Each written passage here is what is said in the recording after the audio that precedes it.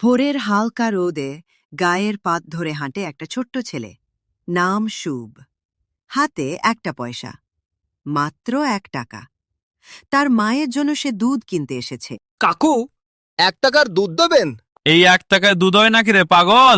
মা খুব অসুস্থ, কাল রাতে কিছু খায়নি, বলল শুধু একটু দুধ খেলে শরীরটা ভালো লাগবে।